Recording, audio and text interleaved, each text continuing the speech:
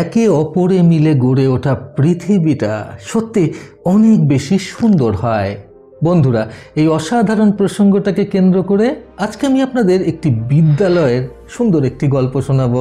চ্যানেলে নতুন হলে সাবস্ক্রাইব করতে ভুলবেন না এবং অবশ্যই গল্পটি ভালো লাগলে একটা লাইক আশা করব। সঙ্গে থাকুন ভিডিওর শেষ পর্যন্ত। আপনারা কোথা থেকে ভিডিওটি দেখছেন আপনার নাম সমেত ভিডিওতে কমেন্ট করুন, যাতে রবিবার গল্পে আপনার নাম উল্লেখ করে আপনাকে ধন্যবাদ জ্ঞাপন করতে পারি। বিদ্যানিকেতন নামে এক প্রাথমিক সরকারি স্কুল ছিল। সেই স্কুলে ক্লাস 5 পর্যন্ত ছাত্রছাত্রীরা পড়াশোনা করত। বছরের শেষের দিকে সকলের বার্ষিক পরীক্ষা চলছিল। স্কুলের লাস্ট পরীক্ষাটি নৈতিক শিক্ষামূলক বিষয় নিয়ে পরীক্ষা ছিল। সেই পরীক্ষায় সব রকম বিষয়ভিত্তিক প্রশ্নের সঙ্গে সঙ্গে শেষে একটি গুরুত্বপূর্ণ প্রশ্ন করা হয়েছিল। সেই স্কুলেরই নৈতিক বিষয়ভিত্তিক বিষয়ের টিচার সেই প্রশ্নটা করেছিলেন ক্লাসের সকল ছাত্রছাত্রীদের একটা অসাধারণ শিক্ষা প্রদান করার জন্য। প্রশ্নটা অত্যন্ত সহজ হলেও সেই পরীক্ষার্থীদের কাছে অত্যন্ত কঠিন হয়ে উঠেছিল, কারণ প্রশ্নটা ছিল তাদের পড়ার বইয়ের বাইরে অজানা একটি প্রশ্ন। প্রশ্নটা ছিল, আমাদের স্কুলে যে মানুষটা সকালবেলায় সবার থেকে আগে স্কুলে আসেন সেই মানুষটার নাম কি? এই বিষয়ে পরীক্ষা প্রায় সকলেরই ভালো হয়েছিল, কারণ বিষয়টি বেশ সহজ ছিল। সকলেই প্রায় সব প্রশ্নের উত্তর দিতে সক্ষম হয়েছিল। সেই নিয়ে তারা খুবই আনন্দিত ছিল। ক্লাসের যে সবথেকে ভালো এবং মেধাবী ছাত্র ছিল সে বাকি সব প্রশ্নের উত্তর দিয়ে ফেলেছিল অতি অনায়াসেই। শুধুমাত্র এই গুরুত্বপূর্ণ প্রশ্নটাতে এসেই সে সমেত ক্লাসের অন্যান্য সকলে মিলে আটকে গিয়েছিল। এক একজনের মাথায় এক এক রকম উত্তর আসছিল এবং এক একজন এক এক রকম উত্তর তাদের খাতায় লিখছিল। কেউ কেউ ভাবছিল তাদের যোগাসনের টিচার হয়তো সবার প্রথমেই স্কুলে আসেন, তাই তারা সেই টিচারের কথা পাতায় লিখছিল। কেউ কেউ আবার নিজের মন মতো এবং পছন্দ মতো অন্যান্য টিচারের নাম লিখছিল। কারোর কারোর মাথায় তো স্কুলে যে মহিলাটি সকালবেলায় সর্বপ্রথম পরিষ্কার পরিচ্ছন্ন করতে আসেন সেই মহিলার কথা আসছিল, কিন্তু কেউ তার নাম লিখে উঠতে পারছিল না, কারণ স্কুলের ছাত্রছাত্রীদের মধ্যে কেউই তার দিকে কোনো দিন সেরকমভাবে মনোযোগী দেয়নি। ফলে কেউ তার নাম জিজ্ঞাসা করেনি এবং একই সঙ্গে কখনো নাম জানতেও পারেনি। ফলে যাদের যাদের মাথায় সেই মহিলার কথা আসছিল তারা সেই মহিলার নাম না জানায় শুধুমাত্র সেই মহিলার উচ্চতার সম্পর্কে লিখেছিল, তার চেহারার বর্ণনা দিয়েছিল, তিনি কি ধরনের পোশাক পরিচ্ছদ পরে আসেন সেই সব কিছু লিখছিল। এইভাবেই পরীক্ষার হলে বসে প্রায় প্রত্যেক ছাত্রছাত্রী এই একটি প্রশ্নতে এসেই আটকে গিয়েছিল। কেউ কিছুতেই এই প্রশ্নটার সঠিক উত্তর খুঁজে বার করতে পারছিল না বা নিজেদের খাতায় লিখে উঠতে পারছিল না। এইভাবে চলতে চলতে যথাসময়ে পরীক্ষা শেষ হওয়ার জন্য শেষ ঘন্টাটা বেজে গেল। প্রত্যেক ছাত্রছাত্রী নিজেদের খাতা তাদের টিচারের কাছে সাবমিট করে দিল। নৈতিক শিক্ষামূলক পরীক্ষাটা সেদিন সকলের শেষ পরীক্ষা ছিল, তাই পরীক্ষা শেষ হয়ে যাওয়ার জন্য ছাত্রছাত্রীদের সকলেই সেদিন অত্যন্ত আনন্দিত ছিল এবং সঙ্গে একটা প্রশ্ন তাদের সকলকে চিন্তিত করে তুলেছিল যে আজকে তাদের এই বিষয়ে পরীক্ষায় পড়ার বাইরে এবং তাদের অজানা যে প্রশ্নটা করা হয়েছিল সেটা কেনই বা করা হয়েছিল।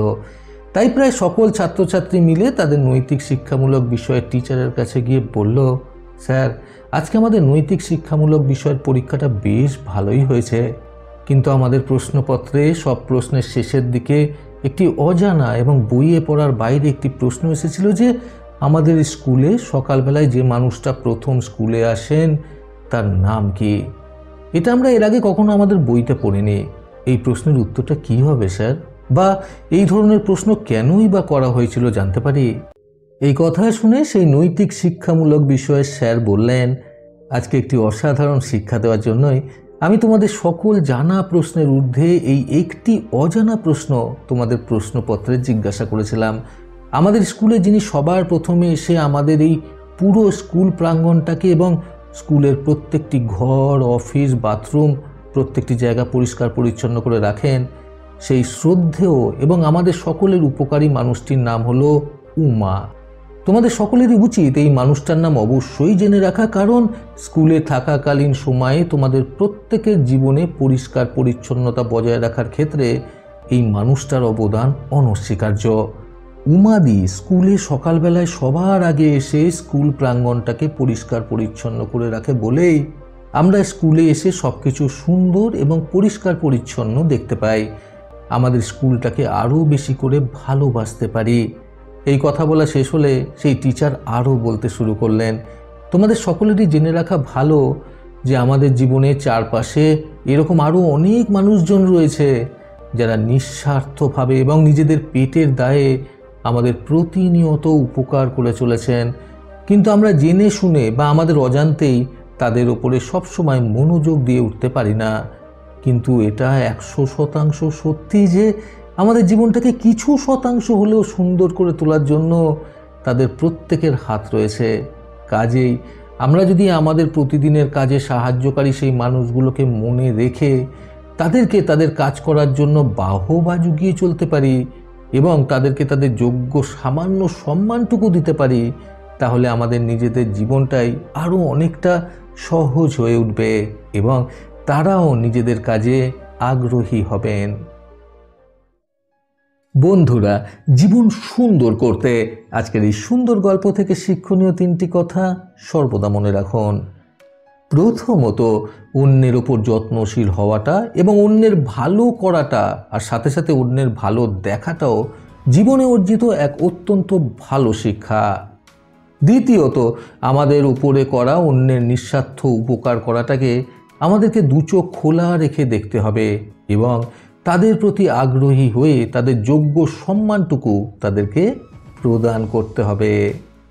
তৃতীয়ত, সমাজের প্রত্যেকটি উপকারমূলক কাজকে আমাদের সকলকে সম্মান জানানো উচিত, সে ছোট কাজ হোক বা বড়। প্রতিবারের মতো আবারও বলবো, এই পৃথিবী তাদেরকেই সম্মান দেয় যারা ইউনিক কিছু করার ক্ষমতা রাখে।